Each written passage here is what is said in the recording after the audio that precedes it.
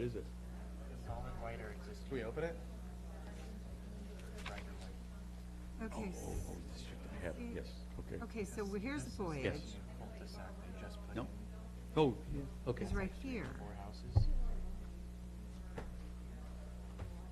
Right up your neighborhood. Okay, see, that's one. I do, I'll give it Not back the to way you. I walk, though. It doesn't feel, I'm like, I don't think they do that big of a leap. Here we go. All right, let's get going. And it's only a mile, are you sure? I thought it was. It's that more than mushroom. that. It's that mushroom you looked Right. at. All right, oh, yeah. Ready? 6:05. What do you think, Kathy?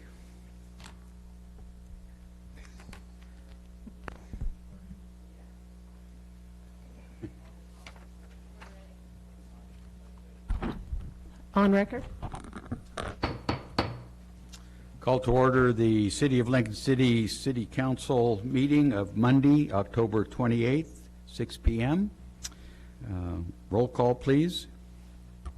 Dick Anderson. Yes. Judy Casper. Here. Deanna Hinton. Here. Riley Hoagland. Diane Coos. Here. Rick Mark. Here. And Mitch Parsons. Here. Please stand and join me in the Pledge of Allegiance.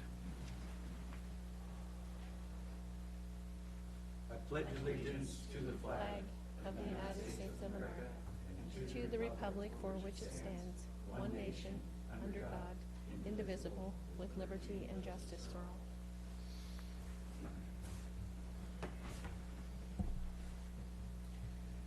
Well, thank you, everybody, for joining us tonight. I guess our next meeting, at this time, you'll be in the dark with the time change and further into November. At this point, we have on our agenda the consent agenda. Consent agenda consists of number 1, minutes of regular meeting August 12th, 2019. Number 2, minutes of regular meeting August 26th, 2019. Number 3 is minutes of regular meeting September 9th, 2019. Number 4 is minutes of regular meeting September 23rd, 2019. Number 5 is minutes of special meeting October 7th, 2019. And 6 is minutes of regular meeting October 14th, 2019. Mr. Mayor, Yes. I sent our recorder a couple of typo changes to some of these minutes, Great. but I would like to make a motion to approve the consent agenda with changes. We have a motion to approve the consent agenda and minutes with some changes, typo changes. I'll second that. We have a second from Councilor Mark. All those in favor of approving the consent agenda, say aye. Aye. Opposed with a nay? Hearing none. Thank you. At this point, we have comments from citizens present. Before we get into that, let me read a statement. Article 1, Section 8 of the Oregon Constitution provides, no law shall be passed restraining the free expression of opinion or restricting the right to speak, write, or print freely on any subject whatever, but every person shall be responsible for the abuse of this right. Be advised, statements and comments by citizens under comments for citizens present, or on public hearing or public comment items, or solely the opinions and statements of the speakers, and are not statements by the City of Lincoln City and do not represent the opinions of the city, its officers, and employees. When you come up, you'll have 5 minutes, and all you need to do is state your name for the record, if you would. And I wonder, Stacy, could you grab see if there's a sign-up sheet?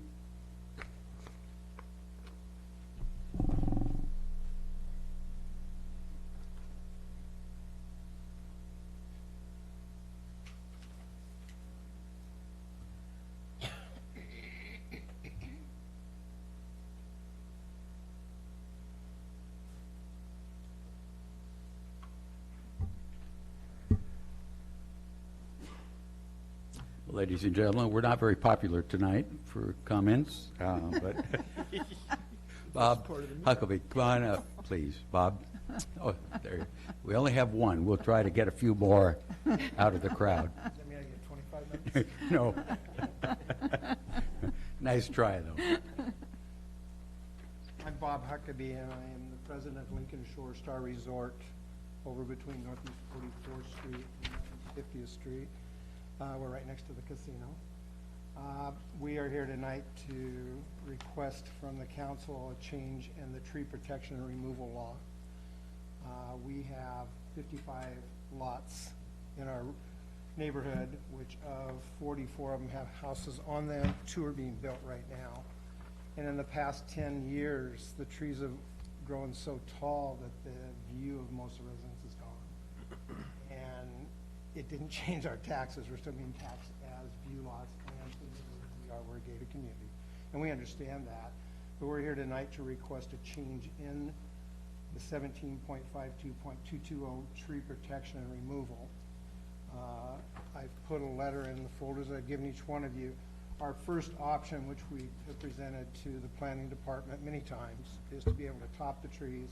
And we've all said that's a dead issue, and we understand, and we've accepted that.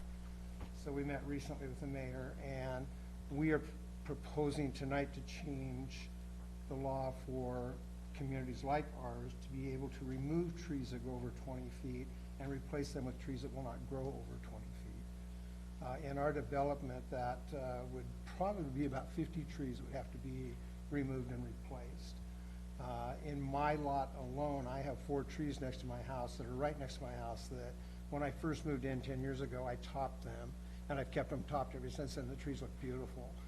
But they say no topping, so now we're asking for permission to remove and replace the trees. I put some pictures in here from my deck showing the day we moved in 12 years ago to today, and we just have a little view of the ocean and none other than that. We are really not looking to strip mine the whole neighborhood with all these trees. We'd just like to get the view back to the residents. That's about the only complaint we get from them.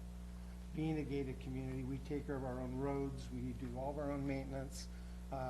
Since I took over presidency a year and a half ago, we went through and insisted that everybody get their empty lots and houses up to a park-like manner. If you drive through there today, it's very beautiful, just can't see. So that's our request to the city, is that we be able to remove the trees and replace them with trees that will not grow over 20 feet. And we'd like to do that in the year 2020. If we can get your permission, and anything you need from us, we'd be happy to discuss. Great. Are there any questions, council? Otherwise, we'll take it up, at executive, or at the end of the agenda with any actions from public comments or executive session. But I thought if Mr. you Mayor. had Mr. Huckabee. Mr. Mayor, Yes, can I ask you should. what types of trees these are? Are they Fir elders? and pine are what we're looking at. The fir trees are the ones that have grown so tall. Before this ordinance, we kept them topped and trimmed in the tree shape, and they look beautiful. They weren't that high. And in 10 years, they've grown quite a bit. And what were you going to replace them with? There's quite a few trees that we've looked up online that we can plant. We want to put firs and pines back in, but there's varieties of firs that will not grow over 20 feet. And that gives everybody the views. In our original CCNRs, they got an amendment in 1993 on it that no tree could grow taller than 20 feet. Well, all the trees that are there are just tall firs, and we get at least a foot to a foot and a half growth every year. Last year, I had 3 trees in the wetlands next to my house, and with the help of the planning department here in Lincoln City, I filed with the Corps of Army Engineers, the state of Oregon, and then with the planning department to have those 3 trees taken down, and I replaced them with 2 firs and 1 pine. And those are the trees that the U.S. Corps of Army Engineers are requesting that we replace any tree we take down with. When you talk about replacing, are you also doing stump removal? The roots come out as well? That can be either way. In the wetlands, they don't want the stump removal. They'd prefer you leave them 3 to 4 feet high to keep that in the ground. Thank you. Councilor Hoagland? You're In the second half of the letter, you state that you would require all of the trees. It's not a voluntary process. You're saying absolutely any tree over 20 feet is required to be removed. That's what we want to change our CCNRs to. This is our first step. Based off of if we, If you approve. Our first step is to get the city's approval. The second step, we have to have 75% of our residents agree to this before we can change the CCNRs.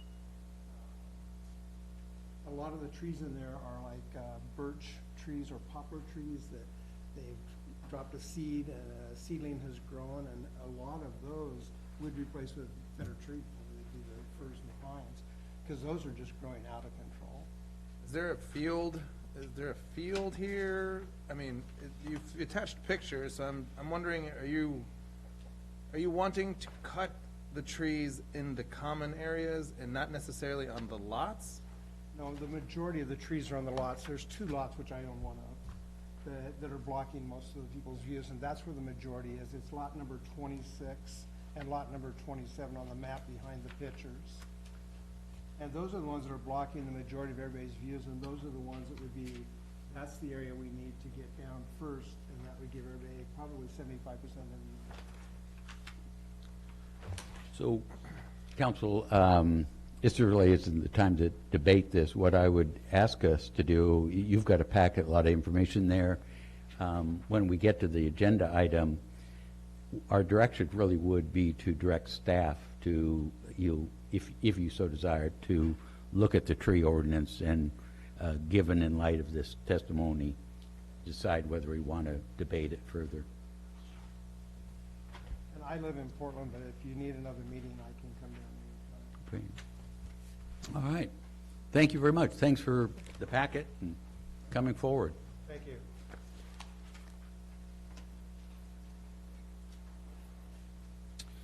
All right.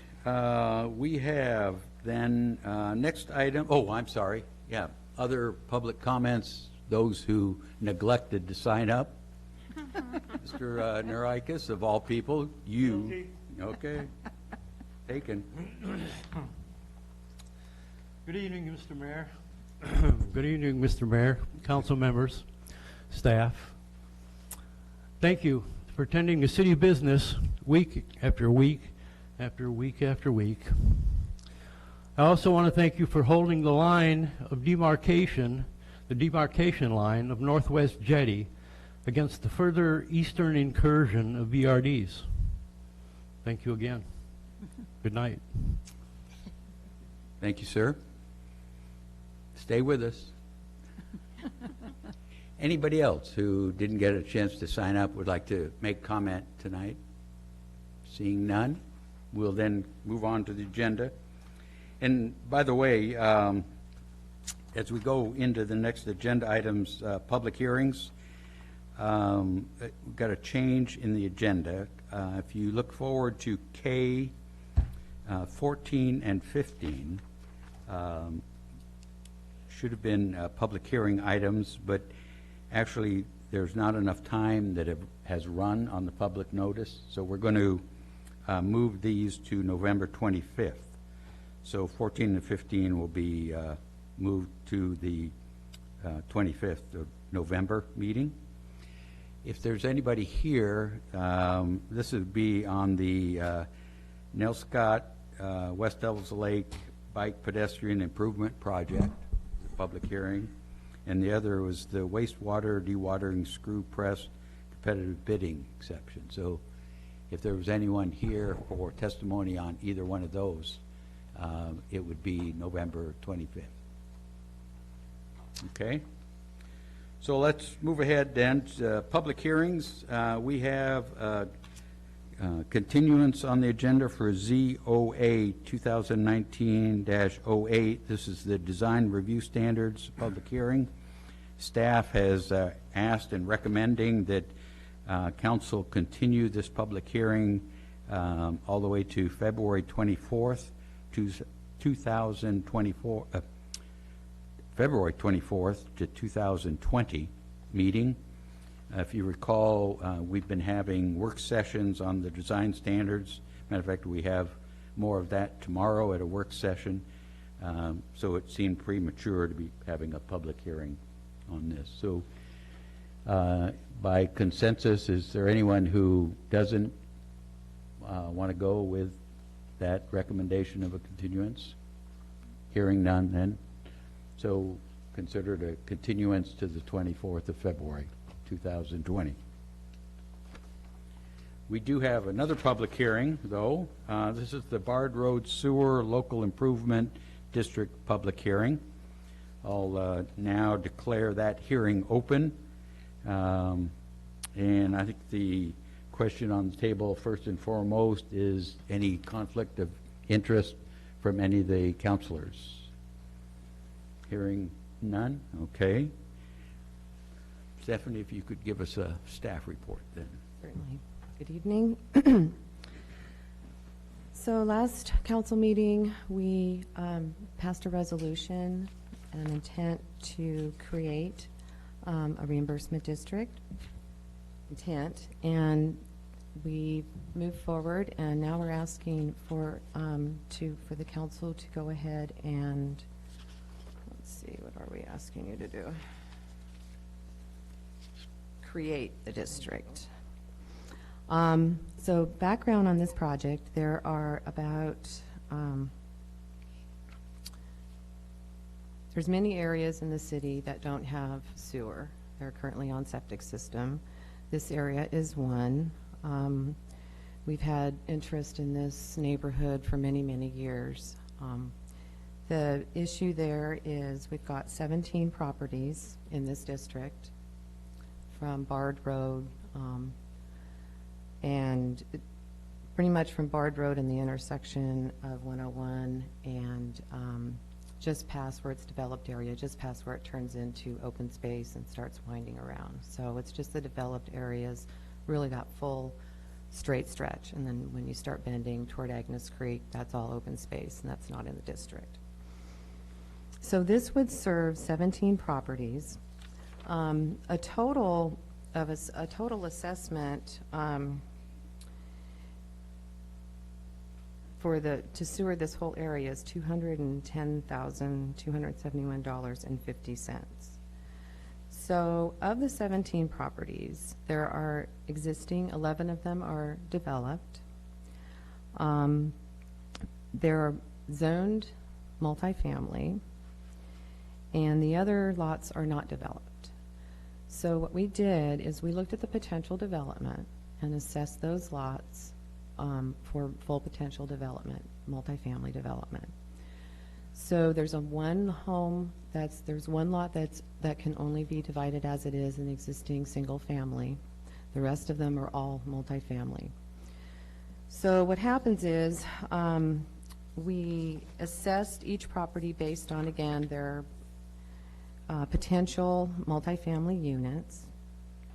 It comes out to $1,411.22 per unit. Let's see, we did have a public meeting, or we had a neighborhood meeting. We had 5 people attend. They were primarily developable property owners. Some had some development, some were vacant. And we talked a lot about what a fair way to assess their properties were, and the fact that a lot of them had concerns that they would need to come up with a lot of, start making payments on property that was undeveloped. So in our previous local improvement districts, we looked at commercial properties or potentially developable properties and said, okay, if you enter into a development agreement with us, you can defer the full amount of your assessment. You do need to start making one payment. You need to pay for one unit, and the rest can be deferred based on the number that you potentially have. Everyone agreed to that. Some just wanted to get it paid. They're going to pay it in full. Some said, yes, let's wait. The deal is here, though. We based the potential on a formula from planning And it is ground truth, you know, it has a lot of allowances for the terrain and things like that. But if someone, for example, is assessed for 21 units, whether they put 5 units or 40 units on that, they're still only going to pay 21 units. So that's why we enter into a deferment. So this is just a way to assess costs. It doesn't necessarily equal 1 unit at the end of the day is paying, you know, for 1 sewer connection. But we felt it was fair. There's many ways to do this, but the neighbors that did meet with us were in agreement, and they could handle making payments on 1 unit to start with, and then as things developed, or other triggers, sale of the property, failure of a septic system, then at those points in time, they would need to pay off the full assessment. So that's that's what the report recommends, and what the first resolution adopted, because the report, you know, the engineer report was attached to that. Of course, this is a time where we will come back to you after if you do create this district tonight, we will come back to you within 90 days and with a formal resolution to nail down all of the particulars. So anything that changes, we can still create the local improvement district tonight. And you can make any changes still to the report. Any questions? I just Councilor have a Hinton? couple questions. One is, how many lots are not developed? Did you say like 15? I can't remember what you said. There's 17 lots, various sizes, a potential of 150 units total in the area for the whole district. I was just curious about the ones that aren't developed, and they wouldn't have a septic system on them if they haven't been developed. Correct. So that wouldn't be a trigger for them. Okay. Right, yeah. And then how closely, I mean, the last one that we did, I think was on 36. So does this fit in with how we created that LID? It does. The difference in that LID was most of that area was developed except for 1 undeveloped parcel. So that's where we modeled this defer to pay till you develop scenario, because that's what we did on 36 Drive, the undeveloped lot there too. Stephanie, could you expand on even the one that they would pay for, defer the others?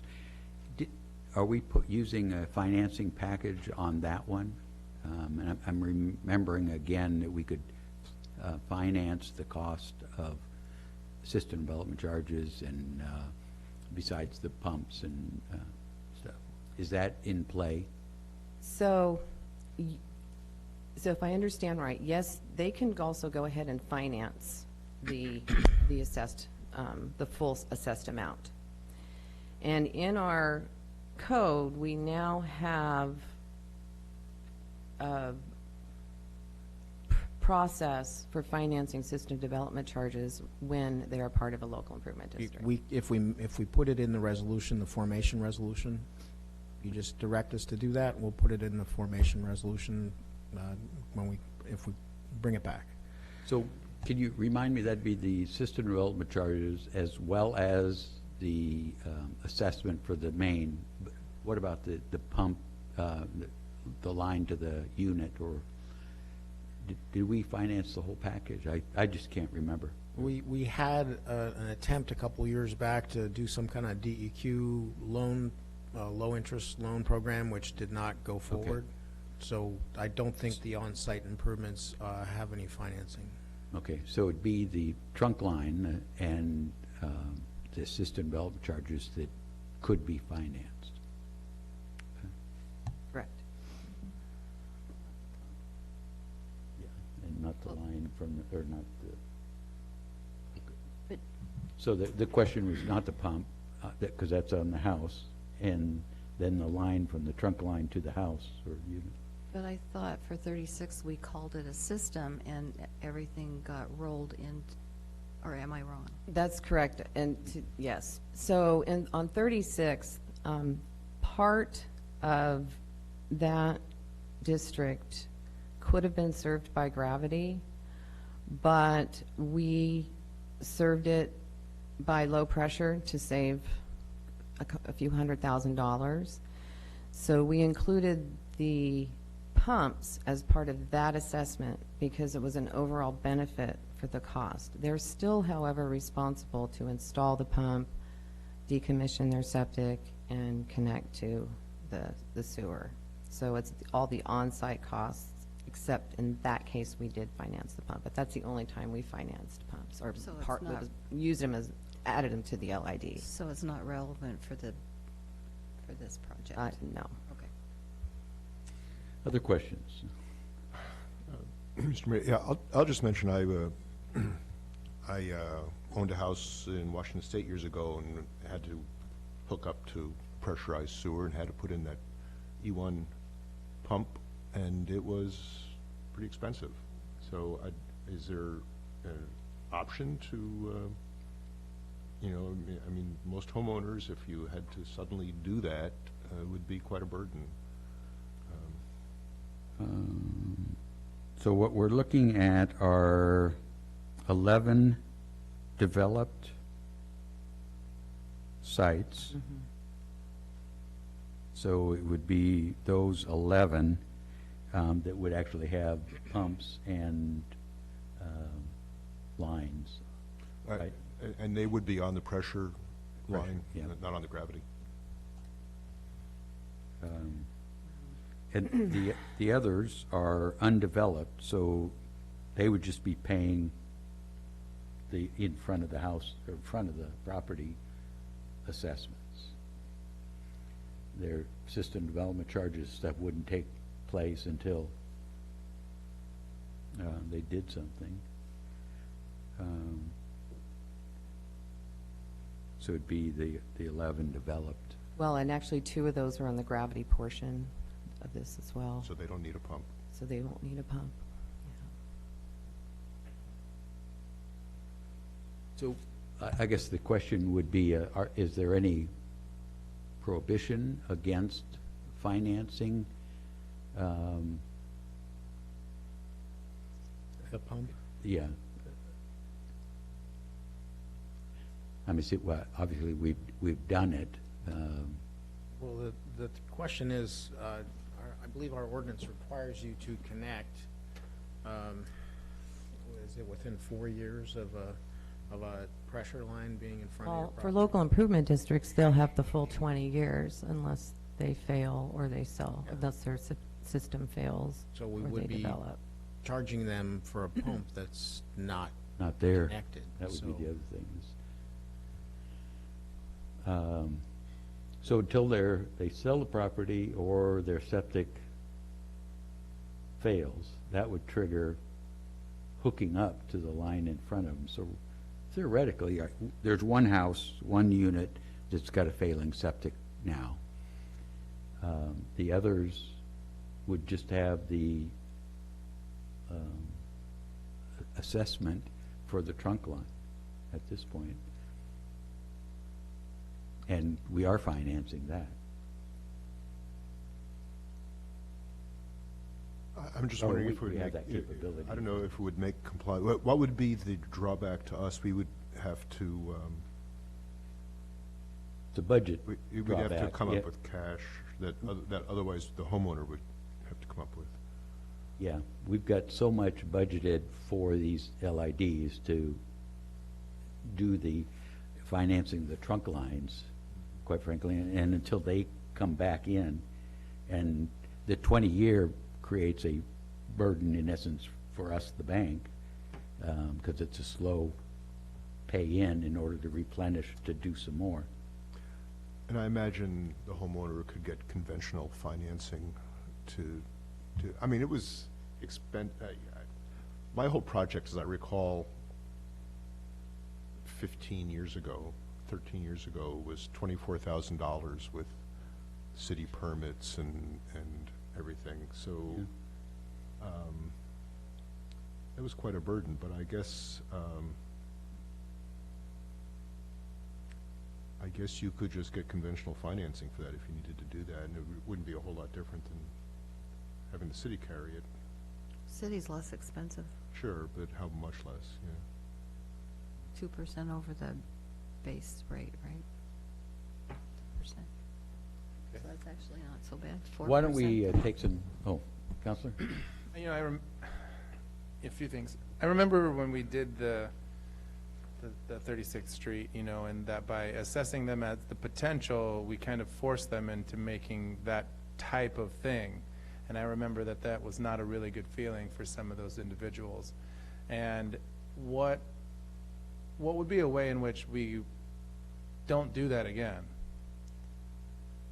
To not say, your potential is 24, so we are going to do 24, thereby making them really have to do 24 units, even if they didn't want to. And that was a big, that did not go over well. And I don't want to do that again. We did offer the one owner in, I mean, there might have been one or two that had, you know, capacity for two units, but the large owner, we offered to their legal counsel that they could enter into a development agreement to fix the number at a lower level. Right. And they opted to go with the potential unit deferral for all the units under the potential unit method, so. Eventually they chose to stay with that higher number. Yeah, it was their decision. We offered to do a development agreement to reduce, I mean, basically a development agreement will reduce your assessment to whatever number we can agree to. Right. Could that be something that exists in this as just a standard, like, hey, we understand that you could have 24, but you really will only want 18. And so could that be part of that? We could offer it as well. Again, there's process involved in doing a development agreement, but ultimately, through the legal counsel for this 36th Street owner, they didn't want to lose any potential units. I get that, and I didn't know that, so that's good information. One of the distinctions with this is there are many, a lot of people are in the same boat as their property's got a lot of potential development, but they can't realize it right now. So it's a lot of vacant property. So it's almost as if you're doing it per square foot, because so many people are in the same, just kind of a way to distribute that cost. But I do understand what you're saying. It does lock them into a number that may or may not be realized. Right. They could also exceed that number too and still pay for whatever amount they were assessed. Okay, so take some more testimony. Any more questions of staff? All right. So this would be the time then, thank you, Steph, to, if anybody has comments that they'd like to give testimony regarding this sewer district formation, come forward. Seeing none, huh? This is your chance to inform us. Come on up.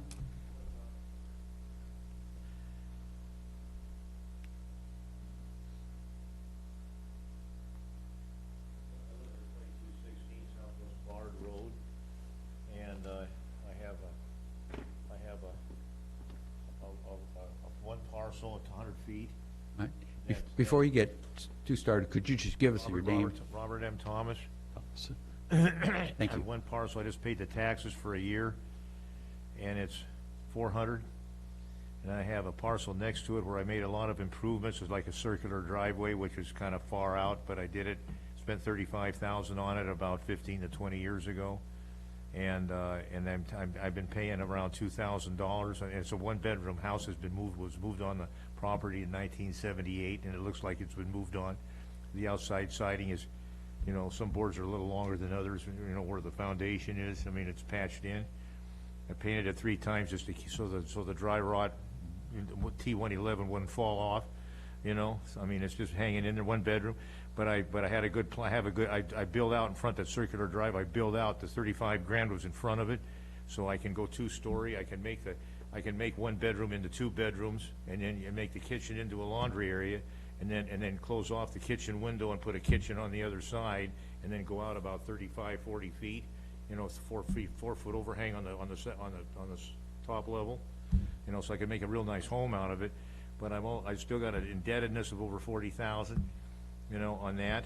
You know, and my taxes are $2,000 a year for the last several years besides. So I'm paying straight interest on something I should be paying down on at Wells Fargo, but I'm not getting anywhere. And I'm at $2,000 a year just on that one, and then the 400 over here that's paid off.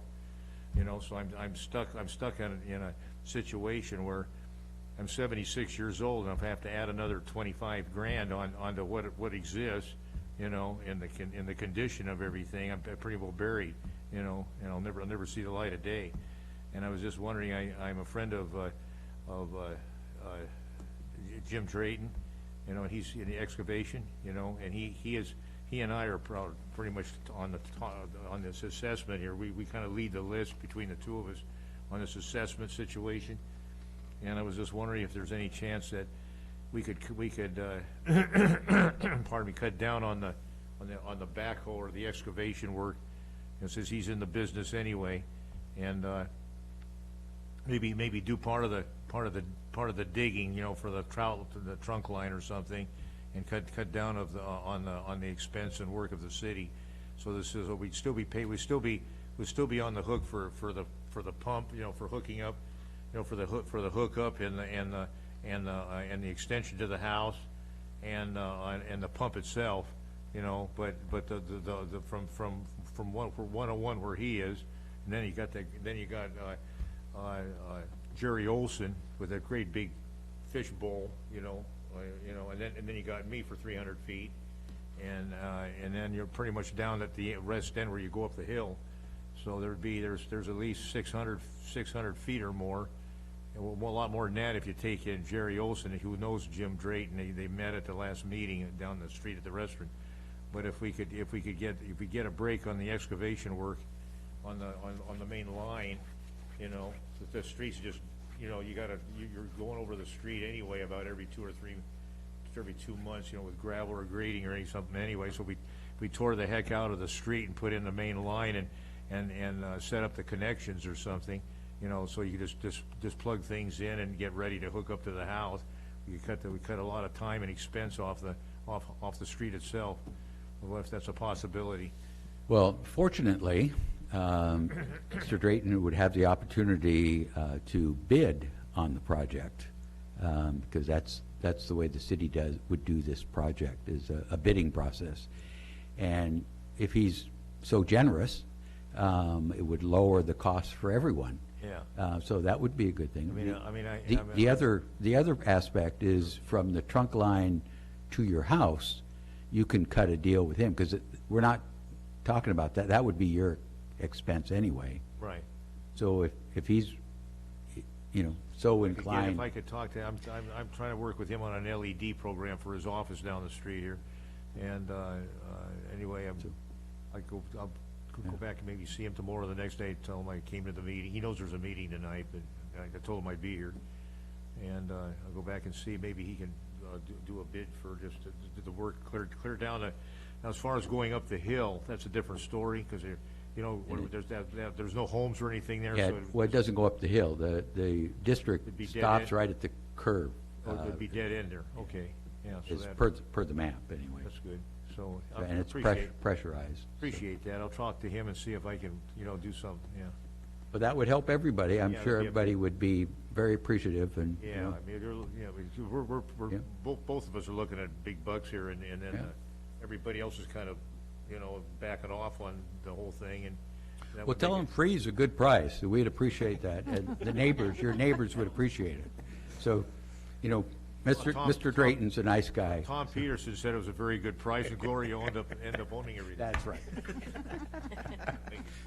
Only you and I remember Definitely. those No, I those remember. I advertisements. remember. Oh, thank you.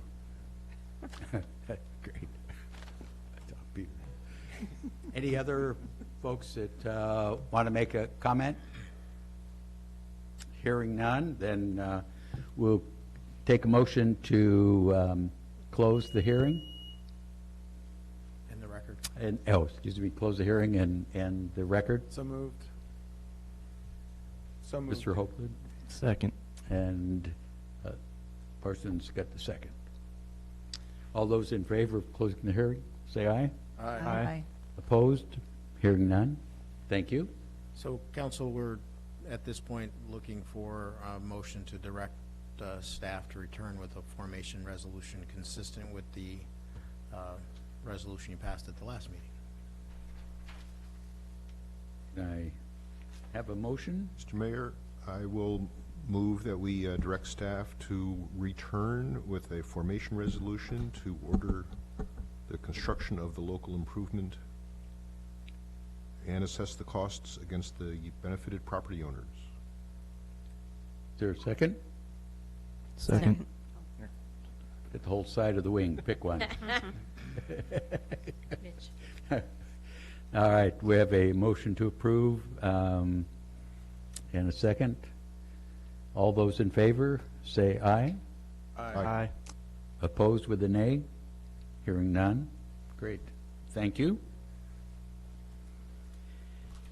We have then, moving on to ordinances, we have ordinance 2019-40.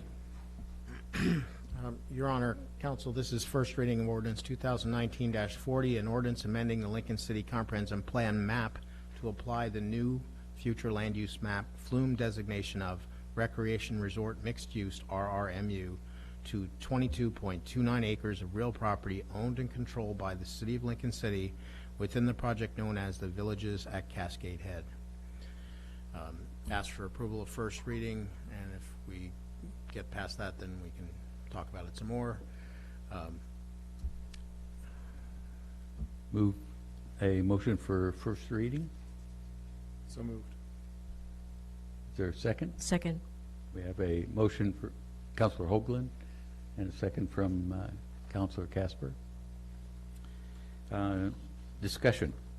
We have a motion, so, yeah, discussion. Councilor. Mayor, thank you. I just want to speak to the name, not the map, but to the name of the map. The Villages at Cascade Head. In the staff report, and I can't remember if I also saw it in the ordinance itself, but there's reference to capital T, the Villages at Cascade Head. There's, in the staff report, I know there was some reference to the village on Cascade Head. There's another one with a small t, the Villages. There's another one with the Villages. And so we aren't even sure about what we're calling this area. And previously, the council had asked that the name be reconsidered and that it come back to us through the master plan project for the Villages at Cascade Head. That's what it's known as now. And that recommendations for a name change should come to us. Well, it hasn't, and so I'm just, I would like to recommend, and I can do this later if it's more appropriate. What are you going to, name change? Yes. Oh. And you know that we've done this before. We haven't been, we haven't yet received any recommendations, and so I'm just saying that while we are looking at all of these ordinances with the name in there of the Villages at Cascade Head, that we direct staff to take it back to the Planning Commission and provide us with some options. This is a second time. You're not talking about this ordinance, though. You're talking about The name. I'm just saying that we're looking at how many ordinances now regarding this same area, and in the staff report, it's like 3 or 4 different names, and then in the ordinance, it has this other. I've just, at some point.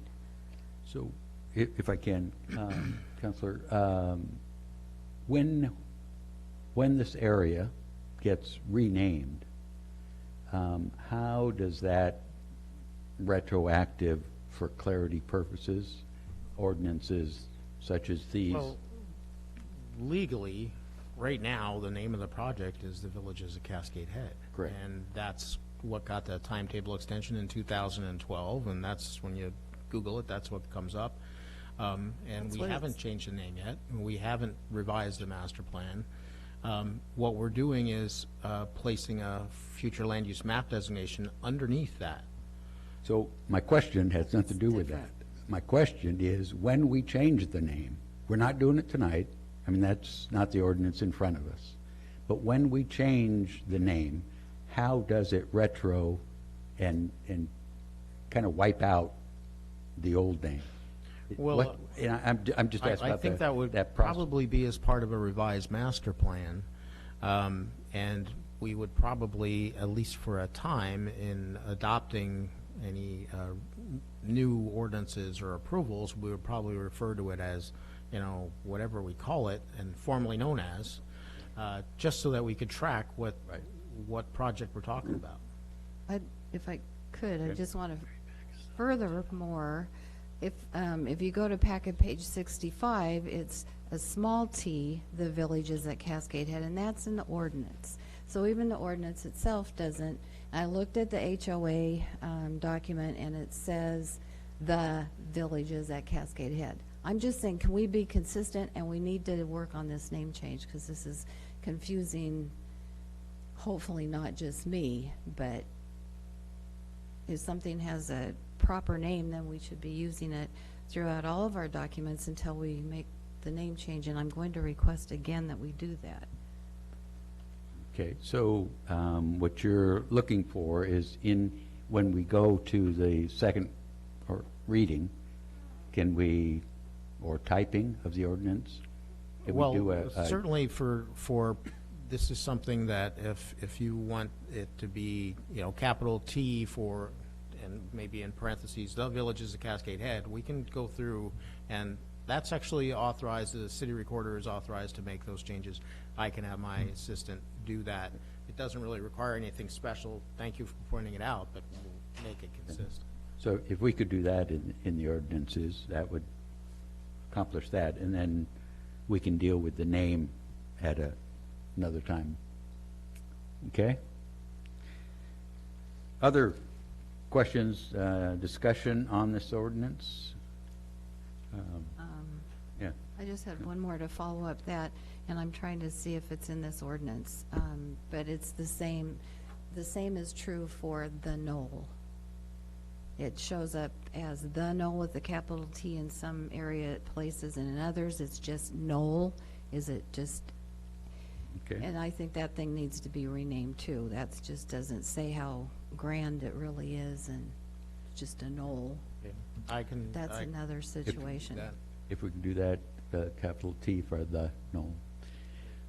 So mine's a not even similar concern. In reading through this, I wonder, council, what we're doing is putting forth actions of 5 or 6 years ago when we bought this property and we quickly declared the knoll as the open space. And now this ordinance kind of grabs that actions and says, justifying how we're removing some housing zoning for this action. And I guess as an abundance of caution, I'm proposing that we grab a little more land, matter of fact, 35 acres. From the, in essence, when you go north on that property, it's certainly not as high as the knoll, but it's very steep anyway, and it's quite frankly not going to be developed in your or my lifetime. Yeah. West. Well, no, I'm talking up the coastline, east of the knoll. So, Other side of the quarry? so in essence, if you look at your map, the knoll will be on the left as you're heading north, and up. Yeah, I have a different map, but in essence, what it would do is some of this steep property here. That's, if you've walked it, it's all real high anyway, because that's the climb up to the knoll. If interested in where I'm looking. Here's the knoll, but, Map? Yes, I have that map. Square part. yeah. But this, in this ordinance, though, this is justifying for us, for the city, to do this business.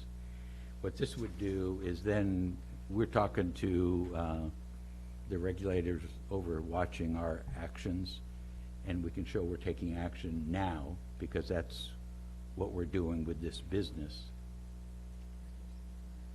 Mr. Mayor? Yes. If I might point out, Wait, what about if you look on packet page 122 at the map that you're seeing there, the zoning map that we currently have now shows that very top portion, that rectangle, as open space, but then it comes down and it leaves the right next to the knoll on the west side of it and on the northwest.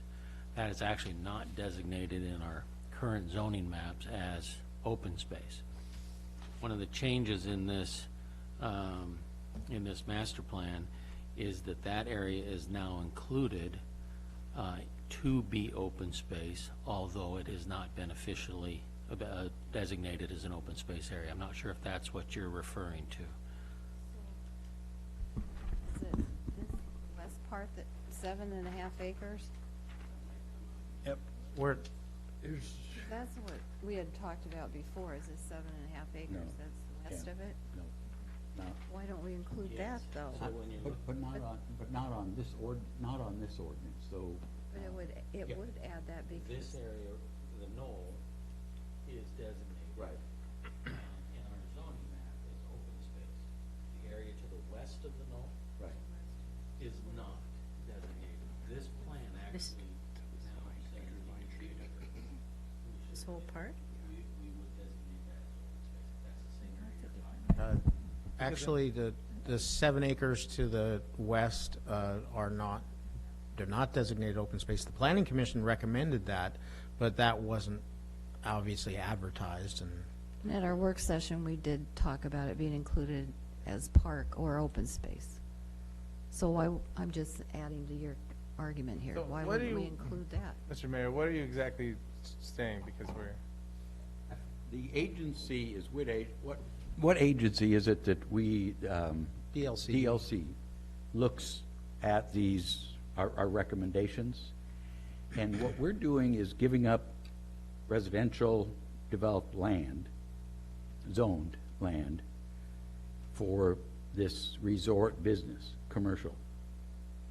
And we're in essence justifying it because we threw the knoll in to open space 6 years ago. I'm just suggesting, rather than being challenged on that, because it's kind of hard to connect, but, that was the intention, that we add this 35 acres that's high up and not going to be, developed, even though some of our early drawings showed residential future development. That if, in essence, we in essence also declare that as a give-up Or that? for LDC, just, you want to go above and beyond the required 1.5 times the yes. acre. Actually, this 35 would do it, and then the knoll would be up and beyond, if we look at it that way, because I think by taking action simultaneous makes a little more sense and takes us out of the limelight. you wouldn't be counting what was done in 2014 toward your compliance with ordinance 2019-39 and that 1.5 ratio. So you'd be basically offering 35 acres just to the east of the knoll, not the west, the east. Could we include that west side of the knoll as well? Maybe on another, I would ask us to, at another, one of these other ordinances, wouldn't that be It's this Well, we wouldn't be, if you go with this recommendation, we wouldn't be changing the property to open space in this ordinance. We'd be directing that an application be brought forward to change it to open space, the additional 35 acres. As to the 7 acres, and I had mentioned this previously, I had mentioned that a private owner within the village's project might want to get this RRMU designation, and at that time we could offer, say, the 7 acres as well. If you were to set this aside as open space, we could do that. So I think there's the ability to do that in the future, and of course you would just direct staff to bring in open space. But in terms of this ordinance, in terms of the 1.5 requirement in ordinance 2019-39, what is being suggested is that you don't use the knoll, you use additional property. If I could, that makes a lot of sense to me, but I can't see why we wouldn't include this 7. I mean, I understand what you're saying, but if I wanted to build a house there, it's zoned now that I could do that. I mean, a road and all the, and Well, no, they'd have to, somebody would have to buy it from the city, and we control that. So, We're safe from houses being built on the knoll. right, Period. unless you're So interested then, by, well, the unless no. it's us saying, let's build it. But even the 7 acres that you're talking about on the west, if someone built there, that would ruin the, agreed, so you control that. What I would say again is, you have it as the opportunity, as city attorney talked about, if one of these other owners of village lands wants to do something similar, they would have the same hurdles that we just are satisfying of putting some zoned residential into open space, and that would be the 7 acres. You could offer that up. yeah, But I get it. we would but I- sell them that so that they could, because I don't it get would how, be- it would- what I don't understand is how could they use the city's land to justify their RRMU status? We could sell them, or we could negotiate that we would provide the consideration necessary to make the change. So we don't need it, the point being, we don't need it to do what we want to do right now. Sure. So that's why you don't want to include it in this ordinance. The concept is there, we don't want houses built there, but we control that. Right, so we're not, As I look down this way, Remember that in 10 years. okay, well, I think we're gonna come to, We got it, okay? got it. top of it. So if that's the case, then we've got to Yeah, change the ordinance that was, I have some language I could read if this is a direction you want to go. is that to move the 35 acres plus in? I'm good with this In direction. addition, okay? So- Start reading. In order to accomplish this, we'd have to change section 2 and section 3 of the ordinance. Section 2 would read open space zoning and conservation easement. Previously, it only talked about conservation easement. The city of Lincoln City shall process the following regarding the plus or minus 35 acres to the east of the knoll open space, more particularly identified in Exhibit D, which is the drawing. 1, a rezoning of the property to open space, and 2, a conservation easement burdening the property. The property is so burdened to satisfy the required ratio of open space designated land in relation to the RRMU designated land identified in Exhibit B. Said open space and conservation easement shall be recorded in the deed records of Lincoln County before any development shall occur on the property identified in Exhibit B. So we have to accomplish the rezoning to open space and the conservation easement before development would occur on the RRMU parcel. So Section 3 concept plan would be amended to read, the concept plan attached hereto as Exhibit C and made a part hereof by this reference with the modification to add the 35 plus or minus acres of open space identified in Section 2 above is hereby approved to act as a preliminary guide for rezoning and development of the subject property. And then because it can't be that simple. There are a couple pages in the findings that will need to be changed, and I'll just read them, and some of these changes are repeated, and I'll indicate that. Accordingly, the requisite rezoning to open space of undisturbed open space land east of the Knoll open space totaling plus or minus 35 acres is being directed with this ordinance together with the imposition of a conservation easement. This is in addition to the 35 acres at the Knoll, which was made almost immediately after the city acquired the village's property. The land east of the Knoll meets the 1.5 ratio required by ordinance 2019-39 alone, although such dedication is coupled with the Knoll dedication and prior dedications by the former developer negotiated as part of the prior land use approval. See proposed language of ordinance 2019-40, section 2. Note, as a conservation easement and rezoning is subject to statutory and code process, this ordinance contemplates and directs that process. And that change is actually on page 6 of the findings. And then findings repeat a certain paragraph, and this change will occur in several places. An additional portion of the village's project east of the Knoll will be burdened following the statutory process with open space zoning and a conservation easement to protect the property as a consequence of this flume designation. Except for the requirement to impose open space zoning and a conservation easement, the flume amendment has no immediate effect. That's in findings number paragraph 5. It occurs also in paragraph 6 and paragraph 7 and paragraph 8 and paragraph 9 and paragraph 10 as well as paragraph 11. And then in paragraph 11 under the city's goals, the flume amendment requires the preservation of additional open space with a conservation easement directly protecting resources protected by this goal, and then this goal is met. And that language is repeated again in paragraph 12 for shoreline resources. And believe it or not, that's the changes that would be required to make this change. The exhibits would be modified, so the concept plan would show the 35.65 or 63 plus or minus 35 acres just to the east, and there would be an exhibit D which would clearly delineate those 35 acres as well.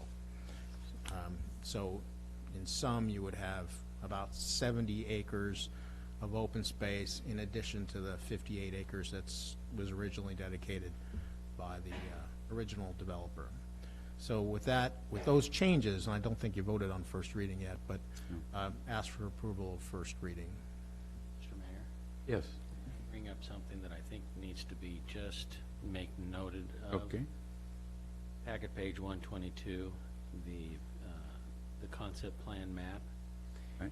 If you notice the numbers that are associated with the density or with the different land uses, it shows middle density housing 60.8 acres, mixed use housing 21.5 acres, parks and open space 299 acres.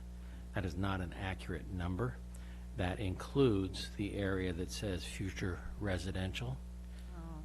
I would recommend that we simply strike out, or we correct that number, or strike out all of the numbers. But I would correct that so that it actually shows what it would be an approximation, because this area, of course, has not been surveyed. But we would put the correct numbers in there so that it doesn't look like everything to the future residential development is supposed to be open space. Right. Good point. Thank you for catching that.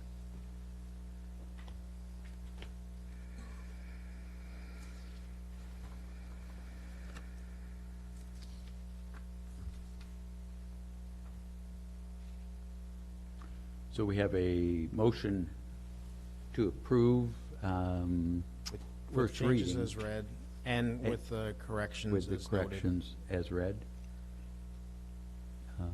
Second. Roll call, yeah, that's right. Casper, Yes. Hinton, Yes. Hoagland? Yes. Coos? Yes. Mark? Yes. Parsons? Yes. And Anderson? Yes. Motion carries. Your Honor, Counsel, this is second reading of ordinance 2019-40, an ordinance amending the Lincoln City Comprehensive Plan map to apply the new future land use map flume designation of Recreation Resort Mixed Use, RRMU, to 22.29 acres of real property owned and controlled by the City of Lincoln City within the project known as the Villages at Cascade Head. Ask for approval of second reading and adoption of the ordinance. Motion, please, With changes as read. with changes as read. Mr. Mayor? Yes. I move to approve the second reading of ordinance 2019-40 with amendments read, or changes read, And adopt the ordinance. and adopt the ordinance. Second. We have a motion with the second from Counselor Parsons.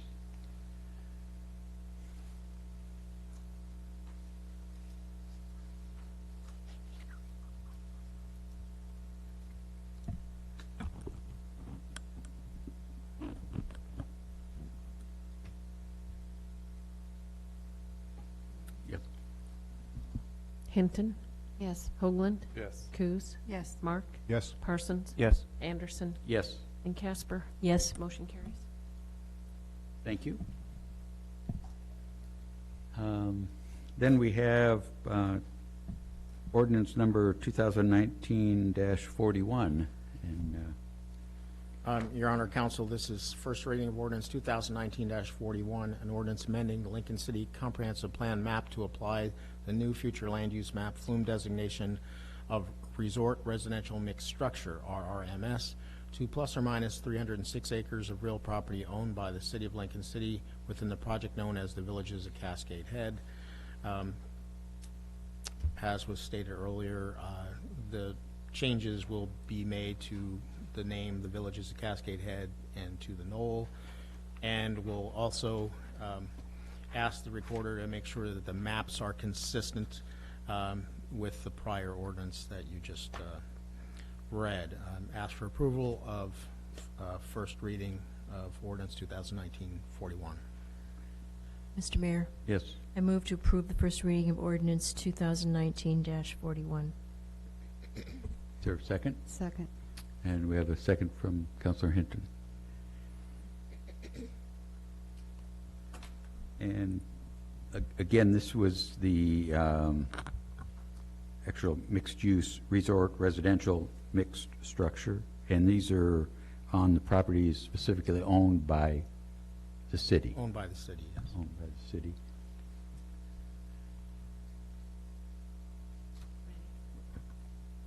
Hoagland? Yes. Coos? Yes. Mark? Yes. Parsons? Yes. Anderson? Yes. Casper? Yes. And Hinton? Yes. Motion carries. Your Honor, Counsel, this is second reading of ordinance 2019-41, an ordinance amending the Lincoln City Comprehensive Plan map to apply the new future land use map flume designation of Resort Residential Mixed Structure, RRMS, to plus or minus 306 acres of real property owned by the City of Lincoln City within the project known as the Villages of Cascade Head. Ask for approval of second reading and adoption of the ordinance with the changes as noted. Mr. Mayor, Yes. I move to adopt the second reading and the ordinance with changes of ordinance 2019-41. Second.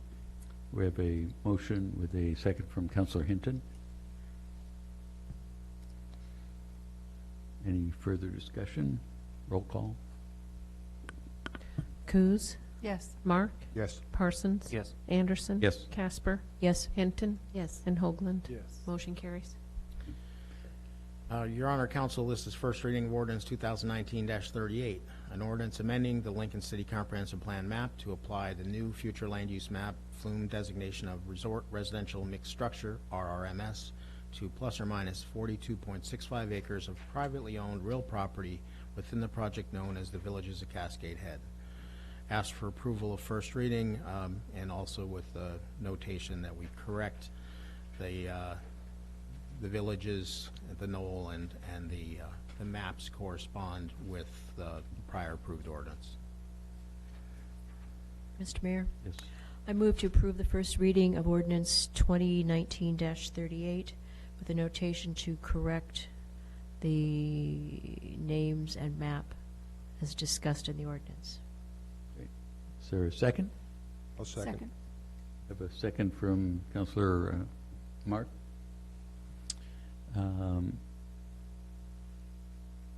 Attorney, can you just share again for all of us and the audience the difference, because you split these last two, 41 and 38, into two separate ordinances, one owned by the city, one land owned by the city. And the reason for that was, there was just one ordinance. 41 included the privately owned parcels as well as the city-owned parcels, and they're all getting the same designation, the RRMS. So didn't really have to, but if a property owner doesn't agree and wanted to appeal, it would tie up the city's property. So if an owner doesn't like it, they could protest, and it will not affect the city's action with regards to the city's property. So that's why I split it, and we used the number 38, which was supposed to be another ordinance, but we took the number back. Great, thank you. Any other discussion? Roll call, please. Mark? Yes. Parsons? Yes. Anderson? Yes. Casper? Yes. Hinton? Yes. Hoagland? Yes. And Coos? Yes. Motion carries.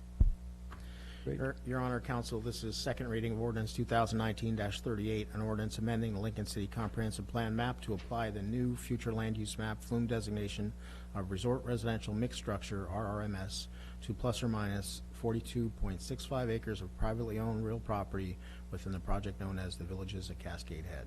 Ask for approval of second reading and adoption of the ordinance.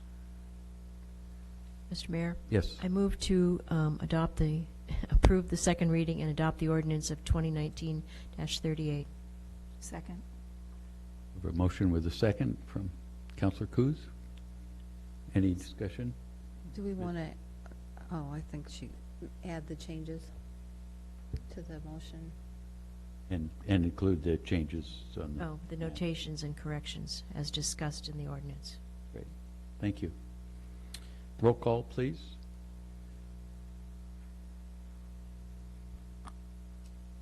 Parsons? Yes. Anderson? Yes. Casper? Yes. Hinton? Yes. Hoagland? Yes. Coos? Yes. And Mark? Yes. Motion carries. Great, thank you very much. I don't know about the rest of you, but as I was reading these ordinances, and not that they're repetitious, but I found myself reading the findings, and it took me a couple of times to realize they're repetitious. But anyway, I think again, for not only ourselves but the reader, the citizens, the findings are really the meat of things, and encourage people not just to read the ordinance but go to the findings, because it's in essence justifying, along with the land use laws in compliance, how we see ourselves meeting those land use, what are they called? Goals. Goals, yeah, thank you. Is that fair, City Attorney? 'Cause all right, we have special order of business. We have some appointments to committees, and the first one up is the, what is it, Explore Lincoln City Committee. We have one appointment, I guess, and Councilor Coos and Hinton did the interviewing. We did. All right, walk us through. Well, we met with Megan, I'm getting her, Megan Sorensen. For both, she applied for both the Explore Lincoln City and the Parks Board. And so she's a wonderful, we had a wonderful interview. She was a delight to speak with. She grew up here, but she grew up here, and then life took her way to grow her career and to start a family. And now she's back to raise her children and wants to give back to the community she is calling home. She's articulate, motivated, energetic, and willing to volunteer her time to be a part of Lincoln City's success. She has some great ideas, especially for Explore Lincoln City and ways that we could see it continue to grow. I think everybody has the application. And I would definitely recommend her for the Explore Lincoln City. I would agree. Okay. Was that a motion to, somebody? She So I agreed. was thinking, was that a motion and then a second? Oh, It could right. be. Well, we have one here that says, I move to appoint Megan Soares to the Explore Lincoln City Committee with a term commencing 11/6/2019 and expiring 11/5/2022. Second. We have a motion with a second. All those in favor, say aye. Aye. Opposed with a nay? Hearing none? Thank you very much. And then we have another committee, Parks and Rec, one vacancy. We had 2 applicants. And again, Councilor Coos and Hinton did the interviewing, huh? We did, and I'll take this one. We interviewed 2 people for this position, Megan Sorensen, and we just heard about her, and Rob Crouch. They were both excellent applicants, and I'll just tell you a little bit about Rob. Rob is new to Lincoln City, new in just 2 years, so he's been here long enough to know his way around. He has a long resume of working for parks and for tree programs for the city of Tigard, Troutdale, Portland. In Portland Parks, he was the tree liaison director or coordinator for that program. So he has a lot of strengths that I think that others on the Parks Board don't have currently.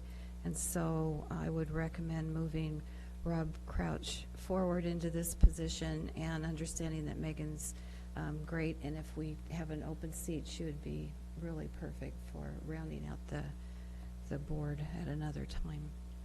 So I would move to appoint Rob Crouch to the Parks and Recreation Board for an additional term commencing. I need to stop right here just a minute. Kathy, do we need to make both motions? I think that it would make sense if you made both motions. Okay, I'll make 2 motions, one at a time. I move to appoint Rob Crouch to the Parks and Recreation Board with a term expiring December 31st, 2019. Is there a second? Second. We have a motion with a second. All those in favor, say aye. Aye. Opposed with a nay? Hearing none? Thank you. I have a further motion to appoint Rob Crouch to the Parks and Recreation Board for an additional term commencing on January 1, 2020 and expiring on December 31st, 2022. Second. We have a motion with a second. Yep. Question, Please. Can people serve on more than one committee, or is it Yeah, actually, they do. certain committees that are eliminated? Except the Budget Committee. Well, And yeah. the Planning budget. Commission, Yeah. right? Um, Both the Planning Commission and the Budget.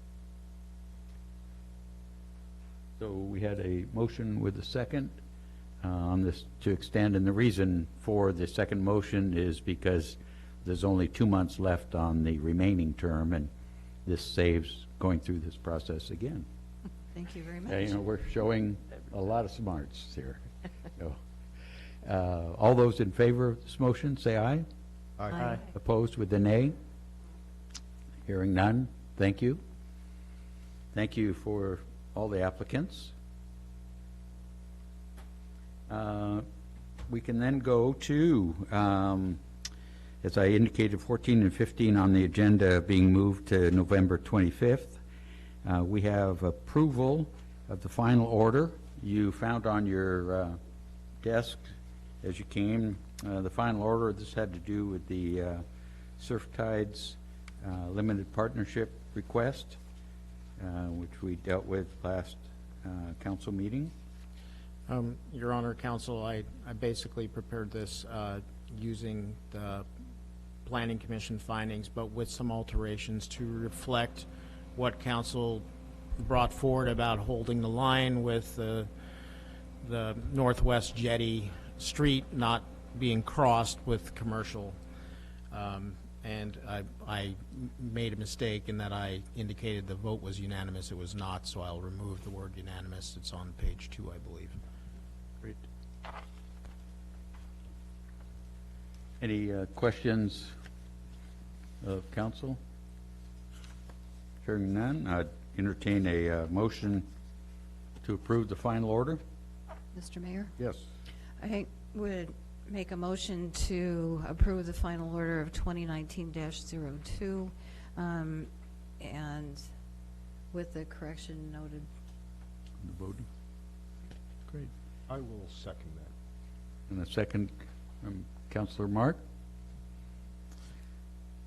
And should this be a roll call vote? Roll call, please. Anderson, Yes. Casper, Yes. Hinton, Yes. Hoagland, Yes. Coos, Yes. Mark, Yes. and Parsons. Yes. Motion carries. Great. Thank you. All right, city manager. Just again, a couple of scheduling items. Just a reminder that tomorrow we have a joint work meeting with the Planning Commission at 9 a.m. It's scheduled to last 4 hours. We will be discussing two topics, the sign ordinance and the proposed sign ordinance and the proposed design ordinance. We then have another work meeting that is just for the City Council that is scheduled for November 4th, which is a week from today. That's scheduled to be at 1 p.m. and also estimated to take 4 hours. I also want to remind you that there's only one City Council meeting in November, November 25th. The 11th is a holiday. It's Veterans Day. And then finally, I have had a request from Councilor Hinton for a field trip. There's been an awful lot of discussion items, ordinances taking place, proposed ordinances that are before us, the future development agreements in the villages at Cascade Head.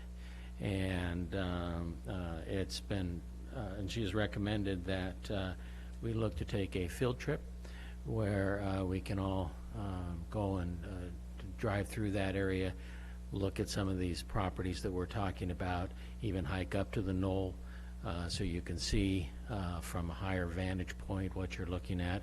I think that's probably a pretty good idea. I'm always a big fan of field trips to see things. If you are interested in that and you have your calendars, we could go ahead and schedule that now, or I could send you 2 or 3 dates through the Doodle scheduling. What's easier for council? You have your calendars? Why don't you throw a couple of dates out and see how well we do? We are heading into the rainy season. Can we not be right? And daylight. In daylight. True. We could do it in the morning, after the rain stops.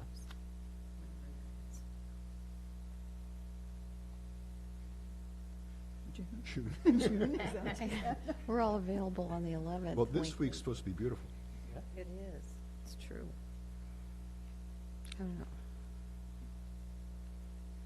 There has to be some public notice of this because You would have to advertise it as a regular meeting. A couple of the challenges that are faced with that is that because it is a city council meeting, it has to be advertised, has to be recorded, which the public is invited to attend, which means on the drive up there, you should not be talking about what you're doing until you're there where the recording device is in front of everybody. So there are some cautions that we'll provide to you that you need to be aware of. We've done this before a couple times. Once I think was very successful. One other time was not so successful. So, but it can be done. It just takes some understanding of when you can be talking about things and when you can't. Kathy and I will have to put together the recording system for that, and so. Mr. Chandler, could we be given a map to go along with our field trip so we Sure. could see where we're going and where we've been. Do you have some dates, Ron, or? I don't. Okay. Why don't we then, if you'd send them out, want me to take a do look a- at that and then just send it out to Will us. do. That's all I have then, Okay. Mayor. You did mention one of them, the no council meeting on the 11th. I noticed on our calendar that, I don't know if it's appropriate that we should have on the calendar that council meeting and then mark canceled, just for the public awareness. Will do. It was lacking. City Attorney, anything on the Luba appeal of our, I believe their response is due today. oh, okay, Petition is due today. okay. All right. And next item, we had one public comment, and that was, in essence, a request for council to consider or having planning relook at the tree ordinance. And given light, we can pass this information on to them. And I think when I talked to them, actually, city manager and I did, there was a little comfort we had, because we were wrestling. Maybe one of the conditions, be like in a gated community where there's a strong HOA or something, so we know things are going to happen, because we were a little gun shy with ordinances that go, and they all go citywide, but to have another degree of comfort or more flexibility or something in an HOA.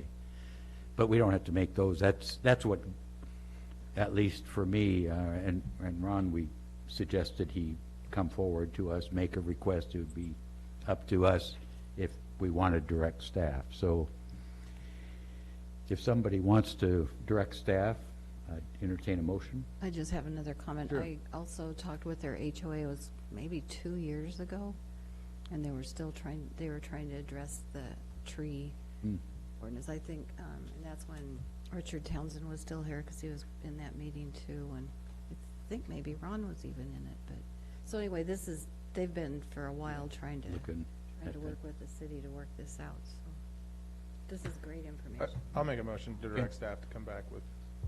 Or would it be staff, or do we send it just to planning? Planning to work through, or? Well, it depends. I'm not quite sure what the solution is at this point. I don't have a copy of the packet. Yeah, well, I have yours right here. Okay, so. I wanted, I think maybe staff can look at it and come back with a recommendation. that would be Yeah. so your motion would be right. Yeah. Just look at the decide where it recommendations, goes, yeah. And I know they had they stated the end of 2020, but it might take some time. Okay, so your motion is to direct staff to review the ordinance and make suggestions to recommendations to council. I'll second. We have a second from Councilor Coos. All those in favor, or further discussion? All those in favor, say aye. Aye. Opposed with a nay? Great, okay. Let's go then to any other public comments from the public?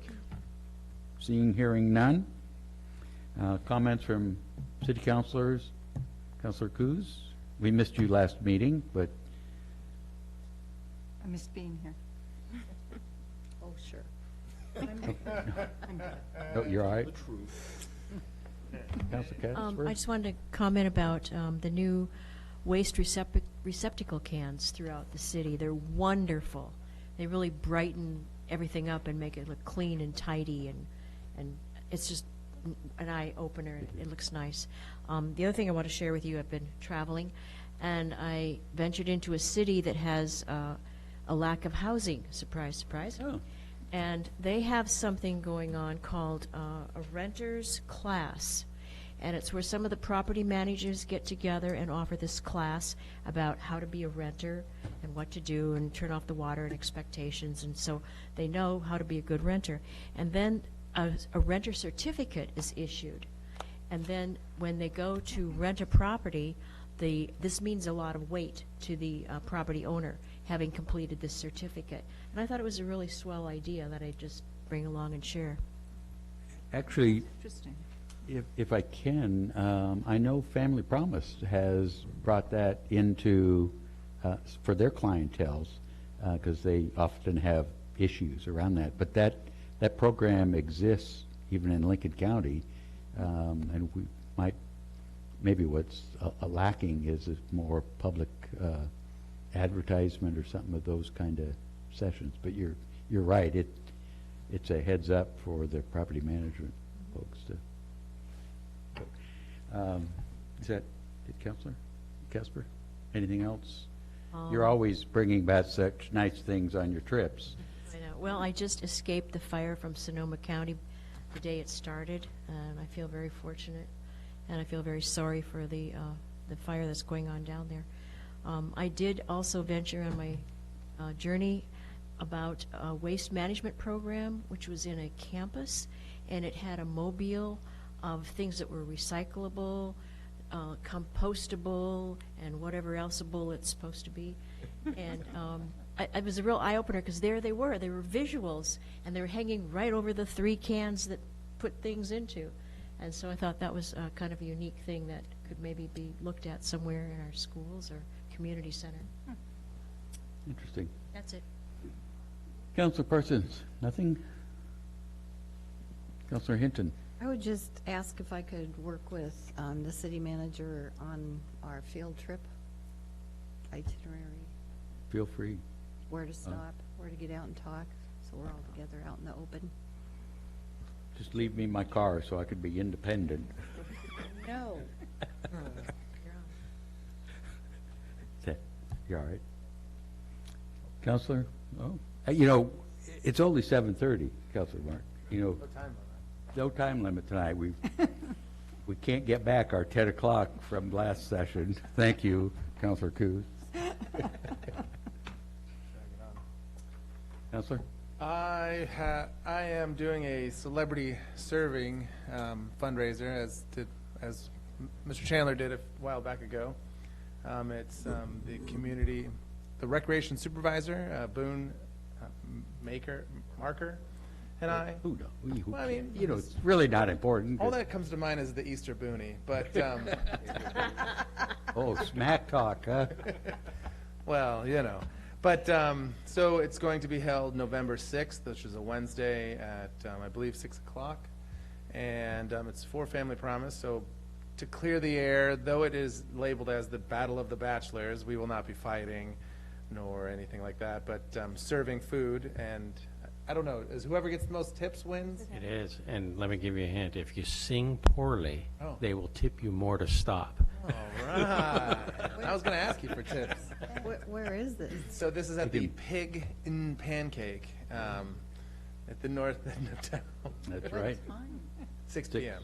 At what day? What day? Wednesday, November 6th. You've missed the Facebook posts. These guys have been, you know, you just can't delete enough of these things. Yeah. And we're going to be on KBCH tomorrow morning. Oh, my gosh. At 7:30 a.m. AM 1400. Out of one. Oh! Is it neighbor for kids? No, it's not. It's not. And where did I come across? It was on the city website that has to do with the canine fund and a matching. This is news, right? That there's been a proposal to. Yeah, we mentioned it last council meeting. Oh, okay. I'm sorry. No, but because it's on my list, so go right ahead. Go right ahead. It is the Oxenholt company. Companies quite generously offering a match up to $10,000 to money that's donated by the end of this year, and I believe that would hit the goal. Yep. We need 10,000 from the public, normal citizens, and then, yeah, the Oxenholts would match it, and that would close the gap for the canine. Is So it 10,000 left, or is it? 20,000 left, so. I yeah. had it wrong, okay. Okay. Okay, Yeah. thank you. So that's great, and the idea is to get it done before year end and go, so, but yeah, there's Facebook stuff out on that too. The police department has been real good. It's a non-profit, so it's also deductible on your taxes. Good point. I made my All right. pledge today. Let's see, I had a couple of things. One, and again, I missed you guys all Saturday morning. You may have seen me on Highway 101 in my, orange jumpsuit and doing community service. We'll confirm. Actually, I was helping Kiwanis pick up litter along 101. But from there, I went directly to the new park that's in Lincoln City, and that work party that none of you showed up for except the city manager and I. I live right there. I watched, I just waved like Thank this. you. You waved. Thank you. We took care of a 3-hour job in an hour and a half. And, if you wanted to see some aching backs and, wheelbarrow races with chips. But anyway, great job. And a lot of volunteers. There was something like 30 volunteers. So I caught the city manager leaning on a shovel, and there were 4 other people standing around him. It looked like a city workday. I had to straighten him out. It was great. I got to tell you, great crew, and we had a lot of fun. The other is in front of you. I took the liberty of writing a draft letter that I would like to have your permission as council to send to the Oregon Transportation Commission. This is regarding the Dundee bypass. And you might ask, why in heaven's name do we care about Dundee bypass? And I try to make the argument that we benefit greatly in Lincoln City and the Central Oregon coast as how fast people can come by that area with less headaches, and they're making their way to and from the coast. And what I'm encouraging ODOT, because I'm copying them, and OTC, their boss, to get on the ball and put in for this federal grant, but also put state money into it of $32 million, which they seems to do slowly. And this project's been around for a long time. But I'm hopefully, if it's all right with you, I'll sign it as mayor and get it off to them, but I didn't want to do it without your consent. Only one change. Please. Commissioners, not commissionerers. Oh, right up there. I'd give it to Kathy, so. Thank But you. as read, with changes as read. Okay. I'll even put it on letterhead. All right, no objections? Thank you. Looks good, thank you. Then the other things I had here, I did mention before daylight savings time, November 3rd, so time will get different for us. Thursday this week is Halloween, Coffee with the Mayor at the Salt, 10 a.m. You're welcome. 10 now, that's, I'm sorry. I'm looking at 10:31. It's really 9 a.m. oh, that's However, different. However, you'll see shortly, because the November dates are out, and there's actually a beer with the mayor Ooh, that could be more fun. At the Black Squid. at the Black Squid on, I can't remember the date. I It's on a think Sunday, right? Yes, Sunday afternoon at 4. And I hope, much like the coffee, you realize that's with the mayor, it's not on the mayor. I'm not buying beer, but trying to get to a different crowd. None of you, would I assume, be there. And the last thing I have is, again, I attended an open house last week, I think it was, for the sidewalks. Public Works isn't here, but if you remember, we're going to sidewalk Northeast 14th Street, and they had an open house right there in Ocean Lake at Enrique's? Enrique. Enrique's. And some citizens from 14th Street came in, but not very many. So I would encourage residents, owners of property on Northeast 14th, they ought to stop by Public Works counter and just ask to take a look at the plan, their property, how it's going to encroach on their, it's not encroaching on their property because it's in the right of way, but it'll be different. Sidewalks, create issues for driveways, and don't want you to be surprised when the big bulldozers show up. With that, I can't think of anything else. Kathy, I have something. please. I would like to go over the list of the volunteer opportunities for Lincoln City. Thank you. We have a planning commission opening. We need applications for Public Arts Committee. To qualify for the Public Arts Committee position, you must live in this, be a city resident or reside in Lincoln County School District North. We have Budget Committee positions that are expiring in December that we need to start getting applications for. The Driftwood Public Library has position for city resident, or if you live in the urban growth boundary, you can qualify. Parks and Rec Board, you must be a city resident. We have one opening there. Well, we probably just filled that tonight, didn't we? No, this was, is another one. It's probably one that's expiring soon. Transient Lodging Tax Review Committee, we have several positions available for that. The Visitor and Convention Committee, actually Explore Lincoln City. We have an opening for a motel/lodging operator or a city resident. If anyone is interested, just contact the city recorder. Kathy, would it go without saying, can you move this Sorensen that we passed on for Parks and Rec tonight to that new pile of, since she applied for that, just move her to that as you're collecting? I think that this position hasn't quite expired yet. Yeah, We're just yeah. trying to. So as you're Yes, collecting. she will be eligible for that position. Great, thank you. All right, anybody else? Then let's call it an evening at 7:45. Gosh. What are we doing with the